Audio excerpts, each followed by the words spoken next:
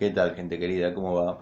Bueno, espero estén teniendo un hermoso comienzo de semana. Hoy es el día del amigo o el día de la amistad, como le quieran llamar. Eh, Soy de los que cree que el día del amigo es todos los días, cuando nos podemos sentar a comer un asadito, a darnos un abrazo, bueno, toda esa filosofía que uno fue creciendo y experimentando y que si un amigo te llama a las 4 de la mañana, sea cual sea su problema, los dos tenemos un problema.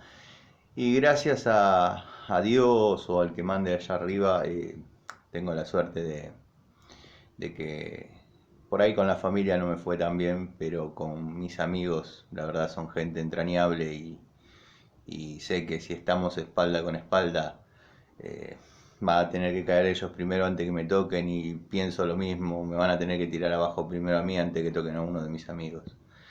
Eh, los que tenemos estos sentimientos, bueno, consideramos que hoy es un día de marketing, marketinero, pero bueno, está lindo, está lindo. Recuerdo allá en mis clases de literatura en la escuela técnica que una profesora de castellano que había en aquel momento nos explicaba de dónde había surgido y bueno, es todo más o menos marketing.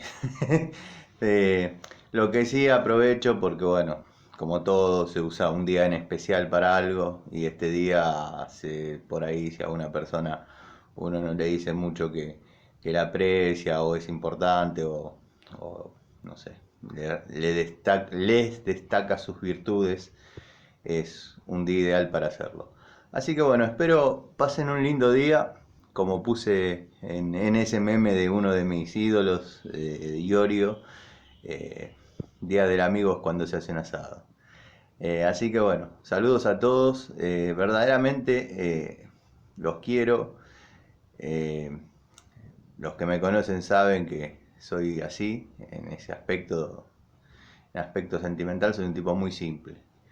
Te quiere o no te quiere y bueno, no hay mucha vuelta, no la hace caretear tanto. Así que bueno, espero pasen un hermoso día. Si tienen una persona a quien decirle te quiero, díganselo, eh, porque a veces mañana puede ser tarde. Les mando un saludo a todos y espero disfruten. Gracias por el aguante.